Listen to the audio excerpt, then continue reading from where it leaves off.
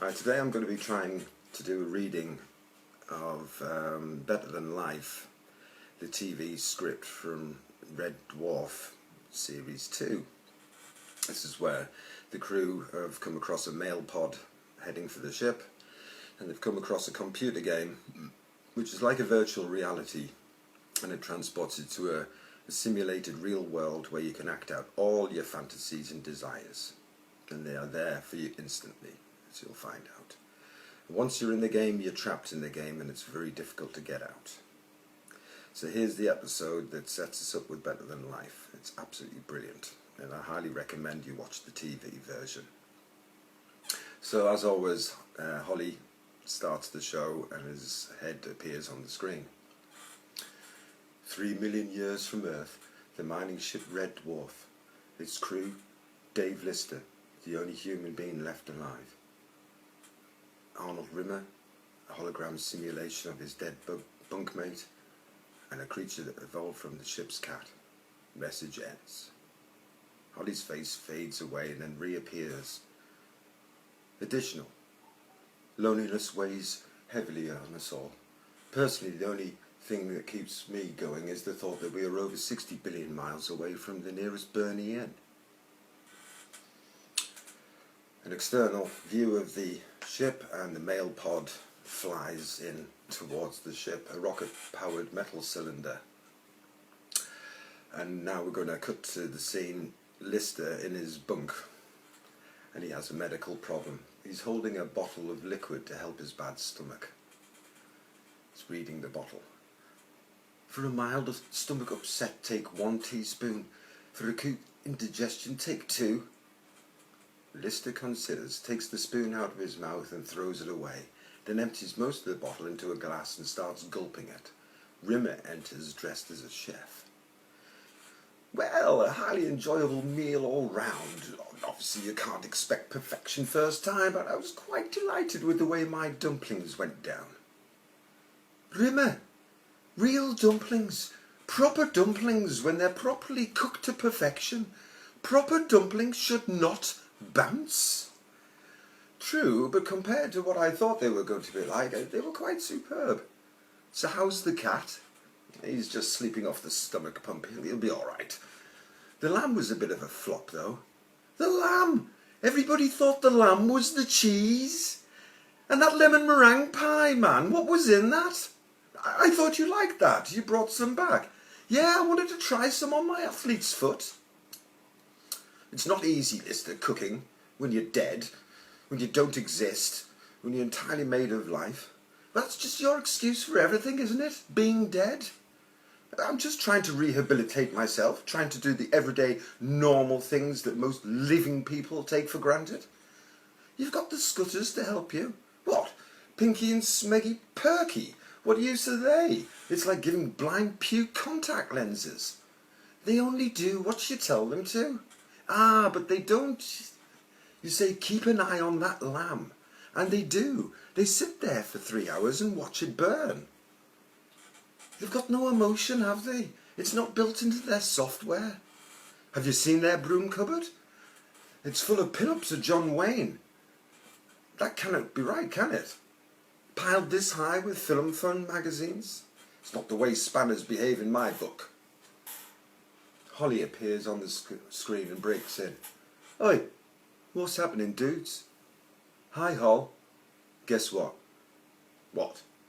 Go on, have a guess. What is it vaguely about? No clues, just guess. Rimmer and Lister look exasperated, and Lister covers his face. I knew you wouldn't get it. Postpod's arrived. What? The mail? Yeah, it's been tracking us since we left Earth. Now we turned round, it's caught up. Do you mean it's taken like 3 million years? Yeah, it's about average for second-class post. Lister and Rimmer are walking through a corridor, and 2 scutters sail past. One's wearing an Indian headdress and being chased by another in a cowboy hat firing a gun. See what I mean, Lister? Now in the mail room, the mail pod has been opened and piles of mail are lying around. An arm of one of the Scutters takes one from the John Wayne fan club addressed to the Scutters, Red Dwarf, Deep Space RE1 3DW, and it disappears. There's everything here. All the mail, entertainment cassettes, a whole batch of movies. Oh, the new Friday the 13th movie. Friday the 13th, part 1649. Look, they made Casablanca. They've remade Casablanca. Philistines. I mean, how can you remake Casablanca when the one starring Myra Dingleback and Peter Beardsley was definitive? Oh, I saw that one. Knockout. Of all the space bars and all the worlds, you had to rematerialise in mine. Look, a whole year of Earth news here. Oh, and two seasons of Zero G football. I'll see you in the spring. And Lister gets up to get out. What a total immersion video game, says Rimmer. Where? Oh, these are brilliant. He picks up the kit. You can't get hold of these for love nor money. These are like Venus's arms. These are like Brooke Shields' buttocks. What are they? Well, they're computer games, aren't they? But electrodes are inserted into your frontal lobes and hypothalamus, right? So you actually feel as if you're really, really there. Yes! Fine. Oh, look, Holly, there's something here for you. It's a video letter. Okay, bung it on. Lister inserts the cassette, and a face somewhat similar to Holly's appears on the monitor, except that this one wears glasses. Strike a light. It's Gordon. Who's Gordon? He's the 11th generation AI computer aboard the Scots Fitzgerald. He's got an IQ of 8,000. Gordon appears on the screen. All right, Hull. Of course, his voice belies the IQ estimate. It's Gordon. Awesome, his intellect, I tell you. Awesome, says Holly. Gordon. I'm just sending on the latest move in our chess game. My move is pawn, right? That's the little knobbly ones down the front. Pawn to king 4. Your move? Well, I'd better sign off for now. See you, Hull. Bye. He waits some time and the image still remains on the screen. Gordon looks confused. How'd you turn this thing off then? Lister turns off Gordon. You were playing postal chess with him, were you? Well, a chance to lock horns with an intellect of that calibre, I'd be a fool not to. Pawn to king 4, eh? He's a sly one. So who's winning, Hom? Well, he is really. That was the first move. Still in the mailroom, Lister is sorting out the newly delivered mail. Me, you, me. Remember, it's all junk mail yours, you know. Me. You send off every bit of rubbish going, you do, just so you'll have some mail to open. Me. Please rush me by portable walrus polishing kit, 4 super brushes that will clean even the trickiest of sea-bound babbles. Yes, I am over 18, though my IQ isn't. Me. Smeg! Outland Revenue! Oh! Outland Revenue! 8,500! 8,500, Rimmer says happily. That's a lot of tax, isn't it, Lister? How in Titan are you going to pay for that, eh? I'm not. It's yours. What? No, this is wrong. This is well wrong, Lister. Relax, it doesn't matter now. They're not going to catch you now, are they? What do you mean? Just because we're 3 million years into deep space and the human species is extinct, that means nothing to these people. They'll find us. Lister goes back to his sorting. Me. God, I'll be worrying about this all the time now. Me? No, another one for you. Rear Admiral Lieutenant General Rimmer. That's from my mother. Rear Admiral. Every time I take an exam, I tell her I passed. It's getting embarrassing now. I should be Commander-in-Chief of the whole universe. Do you want me to open it? Rimmer nods and Lister starts to read.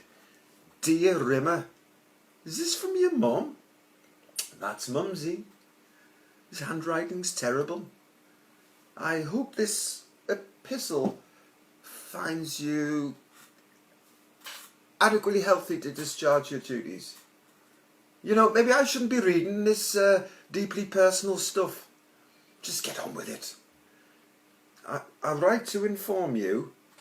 I can't read that. Oh, I write to inform that your father is Dad.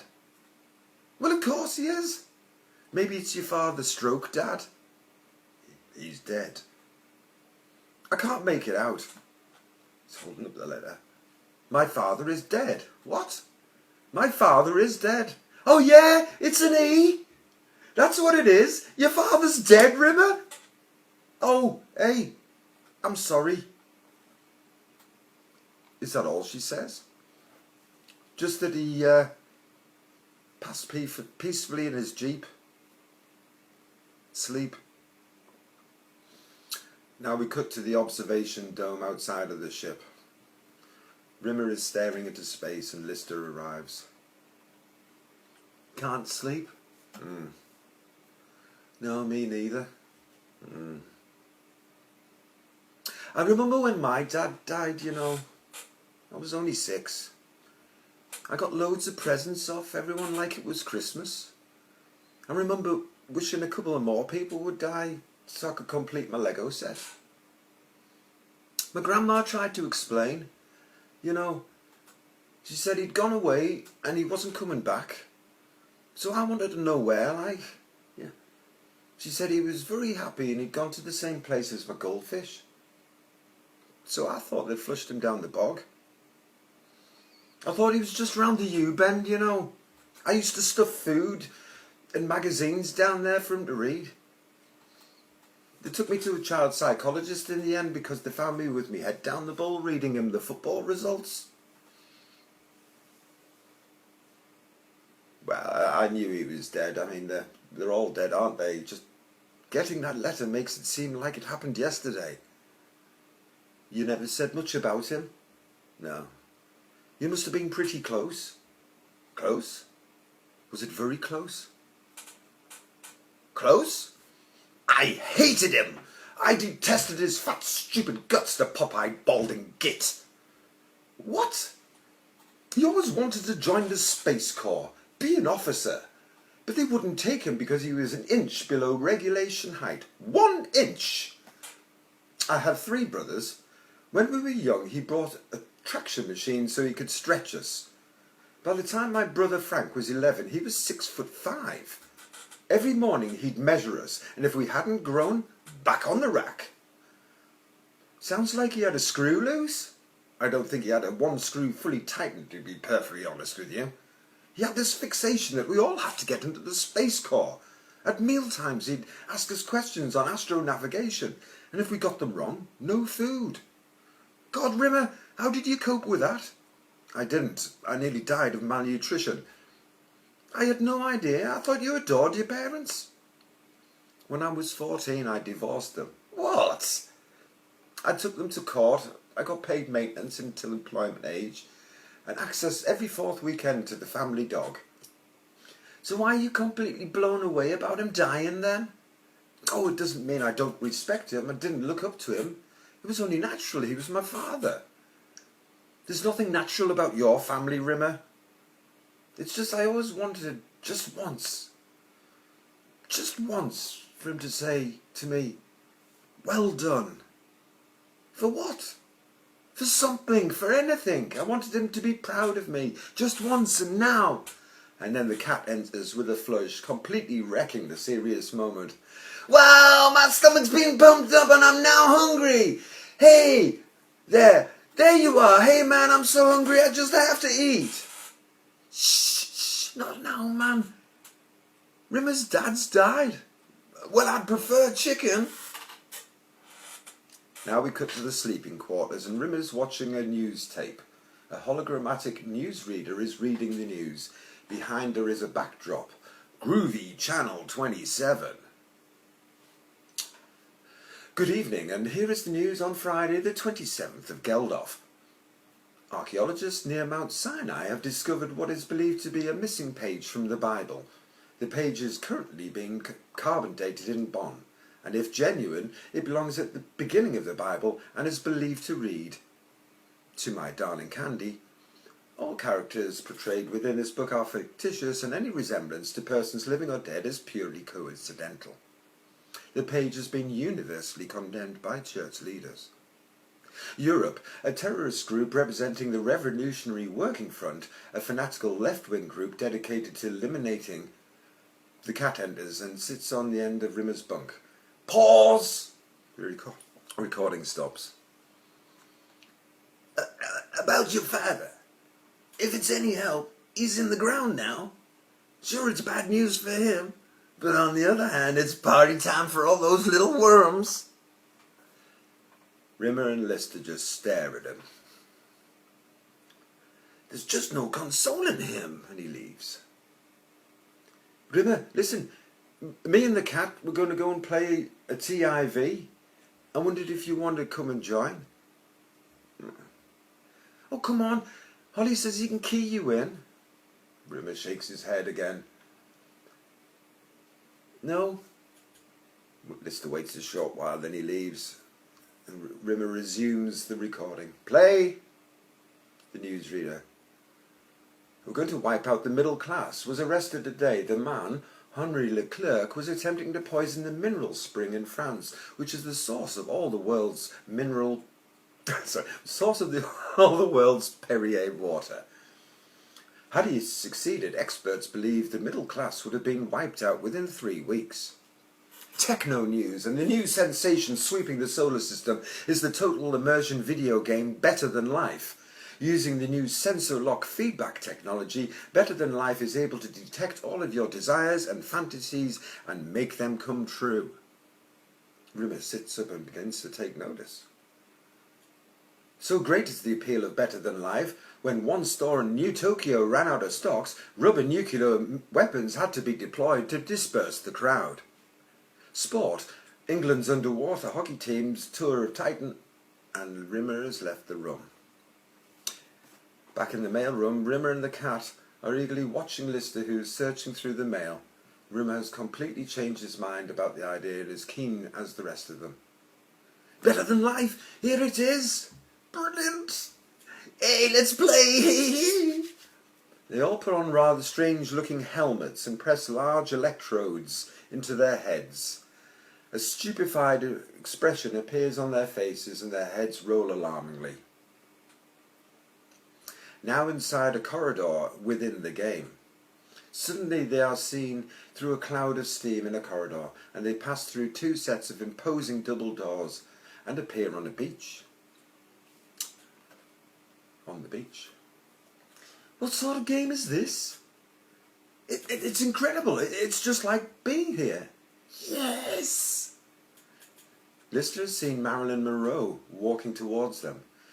Boop boop be-doo. She waves and walks past. Rimmer. That's what's her name, the actress from the 20th century. Mary Magdalene. It's Marilyn Monroe, you gimp. Nudges the cat. I think she fancies you. Hey, what does that prove? She's not blind. Hey, baby, I'm a little busy right now. I'll catch you later, okay? Waves to her and she waves back. It's absolutely incredible. Look, look. Rimmer has seen a Napoleonic figure standing in the water and runs over to him. Excuse me. You're probably really busy, but I couldn't just say you're all-my-time favourite fascist dictator, and I've read all your war diaries, and I thought your Italian campaign was simply brilliant. Could you just sign this for me?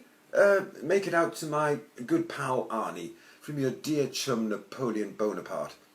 It's not for me, it's for my sister, Alison. but we call her Arnie. Rimmer points behind Napoleon's head as he signs the autograph and goes to rejoin the others. Napoleon Bonaparte's autograph? Suddenly a man appears with them. He is the Better Than Life guide. The crew look rather shocked by his sudden appearance. Gentlemen, welcome to Better Than Life. Well, you must be hungry, and there's a restaurant just a couple of miles down the beach. A couple of miles? Are we supposed to get there? Any way you want. After all, this is Better Than Life. And he disappears. Any way we want. Lister concentrates briefly and a powerful Harley Davidson appears on the beach before them. Hey, yay, yo! Lister and the cat get on the bike and sunglasses appear in their hands. They put on the sunglasses, give Rimmer the finger and drive away, covering him in sand in the process. Rimmer concentrates and a clapped out Robin Reliant appears before him. I'm thinking too small, think big. The Robin becomes a flashing Jaguar car. That's more like it. He gets into the car and turns on the radio.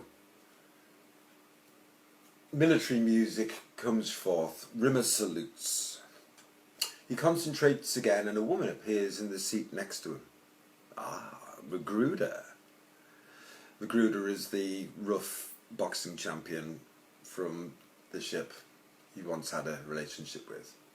Magruder. Hi, Tiger. And makes a seductive growl. Oh, and I bet you're wearing a peephole bra under that, eh? Yes, I am. Rimmer growls and bites his hand. Oh. He seems rather pleased with the way things are going. We're only one thing away from perfection. Rimmer concentrates again and fluffy dice appear from the rearview mirror. Bliss. Magruder gives Rimmer a sexy look and he drives off along the beach. Inside the Better Than Life classy restaurant. The restaurant is full of colourful, you might say strange if they were poor people. The cat is blowing down straws and Lister is throwing food about and trying to catch it in his mouth as usual. Hey, where's Rimmer? I thought he was right behind us. The Better Than Life guide appears and serves Lister's food. Your caviar vindaloo, sir. Half rice, half chips and lots more bread and butter to follow. You know, I never thought I'd see the day when I could eat something as classy as this, you know. Well, this is Better Than Life, sir. And yours was the fish, sir. The cat nods eagerly and starts to lick the man's jacket. What are you doing?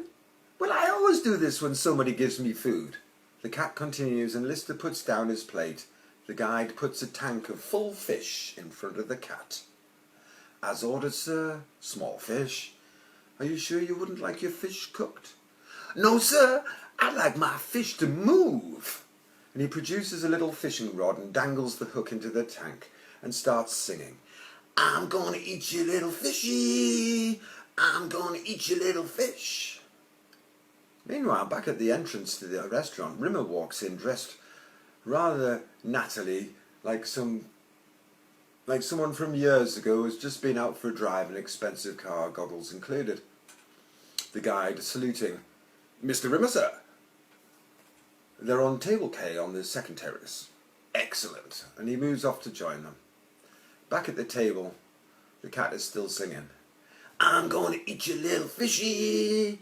I'm gonna eat you, little fish. I'm gonna eat you, little fishy, 'cause I like little fish. He laughs and shakes some salt into the tank. Lister looks on with an incredulous expression. Rimmer. I'm sorry, I don't know what happened. I was driving along and suddenly there was Magruder. Well, one thing led to another and... Good God, this is a great game. Twice in one lifetime. I'm turning into Hugh Hefner. And he starts eating some bread. Rimmer, you can touch things. I know. Why do you think I was so late? Have you checked into your room yet? What room?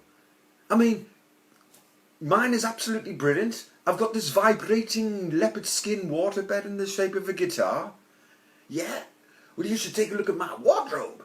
It's so big it crosses an international time zone. When it's 3 o'clock wearing my shirts, it's 7 in the morning for my socks.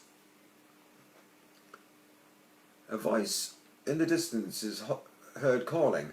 Rimmer looks round, thinking as someone is showing off. Admiral! But what about my electronic lavvy? I mean, this thing comes when you call it, takes your trousers down, does everything for you. It's just so stylish. Admiral! Oh, who is that? Says Rimmer. Just because some hoity-toity gonad-brain gimp knows an admiral, does he have to broadcast it? Admiral Rimmer, sir. Oh, you're in a robber city. We know an admiral. Come on. The owner of the voice now appears and does a Rimmer-style salute. He is in a captain's uniform and remains at salute throughout the following speech. Admiral Rimmer, sir. Field Marshal Clifton sends his compliments and wonders if you'd care to join him for port and cigars. I think there must be some mistake. I'm not an admiral. Suddenly Rimmer is an admiral. He's now wearing a uniform with more decorations than the Sistine Chapel. I love this game. Gentlemen, excuse me please. Rimmer gets up and goes to join the Field Marshal. The guide reappears with a champagne bucket, which he sets down on the table. Dom Perignon, sir? And he brings out a beer glass and puts it down, in a pipe mug as ordered. Thank you, my man. Lister drinks the bubbly in one go, spilling a good deal of it, and puts the empty glass on his head. The cat looks on. Ah, that was a good year. We now change to the Field Marshal's dinner party in the back room, and Rimmer is sat at the head of the table smoking a cigar, and everyone is laughing good-natured.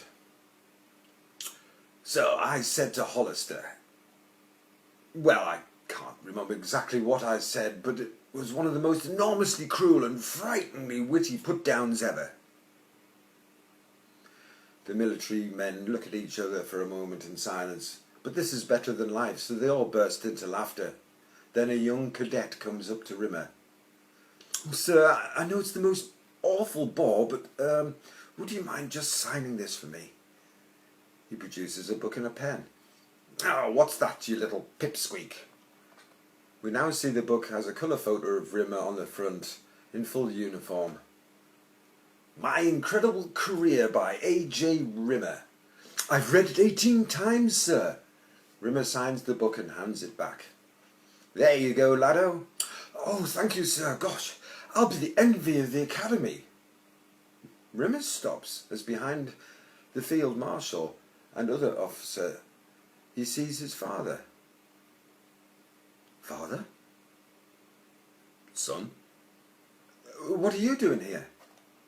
Well, I'm sorry to barge in on you and your officer chummies, but yes. I just wanted to tell you. Yes? I just wanted to say. Yes? I just wanted to say. You're a total smeghead! What? This isn't my fantasy. The cat comes into view. No, it's mine! And he steals Rimmer's cigar and disappears. Now we're on a golf course. Lister and the cat are playing golf. Lister is dressed normally, but the cat has a full golfing costume on. Lister is not playing with much style and gives the ball a whack. Yay! Whoo! Hey, move over, man! I want to plant my egg. He puts the ball down. It's called a ball. Are you trying to tell me how to play this game? You think cats never played golf? Okay. The cat takes a big swing, spins round 3 times and throws the golf club far into the distance. Lister dives for cover. The cat hops on one foot, watching the flight of the club. Next we see the pair pushing their golf bags up a hill and making car noises. Hey, you know, I'm really thirsty now. Yeah? Yeah. The guide comes into shot carrying a large drink with a firework in it. Perhaps a banana bomb, sir. Thank you, my man. The guy lights the rocket and it shoots up out of the glass. They laugh and carry on walking. They pass a large bed on which Marilyn Monroe is lying on. Hi, sugar. How about a bit of ooby-dooby-doo? The cat. How about a bit of ooby-dooby-don't? They carry on and Marilyn throws a pillow at him. What a pest! Back on the golf course green now, a golf ball comes rolling onto it and rolls near to the hole. A golf club then comes flying in onto the green as well, landing nearby. Lister and the cat walk into view, and so does Holiday's monitor from the other side. Alright, what's happening, dudes? We're having a real nice time. I'm dating Marilyn Monroe, and I have another girlfriend who's a mermaid. She's half woman, half fish. And he starts licking and kissing a photograph, and then turns round. It's Miranda, my girlfriend! As she comes out the water, we see the top half of her is a fish, and the bottom half is a woman. Holly. Somehow I'd imagined she'd be a woman on the top and a fish at the bottom. No, that's the stupid way round. On a country road, a heavily loaded small car drives into view down a country lane. We hear kids screaming and Rimmer at the wheel. The car stops. It seems to be in trouble. Rimmer and a woman get out. They start arguing. We see there are several kids running around and the woman is pregnant again. Lister's here. Rimmer, what happened to you? Ah, Lister, this is a great game, isn't it? I couldn't be happier. Hey, who are all those guys? It's Magruder. She got pregnant, so the morning she made me marry her, and this afternoon we had 7 kids. Bliss. Where's your E-type? Well, it was too impractical with all the kids and everything. Rimmer, you fantasized you had 7 kids in a mortgage? He grabs hold of Lister. Help! Magruder. Arnold, where are the nappy sacks? Rimmer is now wearing very old clothes and drinking from a bottle wrapped in a paper bag. Oh, my brain is rebelling. It just won't accept nice things happening to me. It just keeps fantasizing horribleness. Rimmer slides down the wall, and suddenly an official-looking man appears. Mr. Rimmer? Yes. Mr. Arnold Judas Rimmer? Yes. Outland Revenue, sir.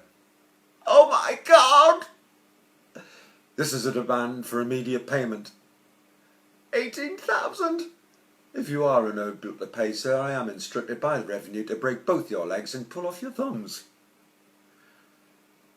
What am I going to do? I'm broke. I'll pay. I'll pay. Lister looks through his pockets to find any cash. Where's all me money gone? Oh no, I just fantasized it all away. This is getting worse. Help me. Ah, don't move. A huge black furry spider with big teeth just crawled up your trouser leg. I know, I just put it there. It's the thing I'm afraid of most in the world, a tarantula crawling up my trousers. Rimmer, this is getting out of hand. Do you think I don't know this? Ah, he's past my knees, into my boxers. Close your eyes and wish it away. I can't. Concentrate, man. I can't. The sudden change of scene. We pull back of a close-up from Rimmer and find the crew buried in sand up to their necks. Even Holly is there, stuck with his monitor. Hey, what's he done now? I'm sorry, I'm really sorry. What's going on? Our faces have been smeared with jam and we're about to be eaten by killer ants. Why? Well, why not? Oh dear, you can't take him anywhere, can you? You've ruined this, Rimmer. We're all going to die. We're all going to die. It's all my fault. Ah! And they all scream. And suddenly we're back on Red Dwarf and everybody removes their TIV helmets. You're a total dinglebat, aren't you? I'm sorry. Yeah, we were having a great time until you came along with your diseased brain. You're a bozo. Lister picks up another piece of mail and they all walk out. I can't help it. Nice things just don't happen to me. Hey, what's that? Pointing at the letter. It's a letter and it's for Rimmer. Lister opens it and reads. Dear Sir, due to a computer error, you were wrongly informed that you had failed your astronavigation exam. In fact, you passed with honours and you are hereby promoted to Navigation Officer First Class. We enclose your pips and insignia. Smeggin' hell! Lister and the cat look disgusted and walk off. Lister. Who said you were a loser, eh? Who said nice things never happened to you? Rimmer does a big salute. The door to the cupboard then opens and the taxman comes out carrying a big hammer. I did. Whoa, no, we're still in the game. You certainly are. Now what about my 18 grand? Come on, it's bone crunching time, me old China. Now where's those little thummies? He puts Rimmer's down on the table, hand on the table, and gives it a big thump with the hammer. The film freezes and the caption in big letters reads, Game over. That was quite a story, wasn't it? It was fun to read that. It was one of my favourite episodes, Better Than Life. And if you should really go and watch the original to see it as it's meant to be. And you can also read the Better Than Life book, but it goes into far more detail than the TV show ever did. Well, there you go. That was my attempt at reading some Red Dwarf and acting it out for you, and I hope you enjoyed it. Catch you later. Bye.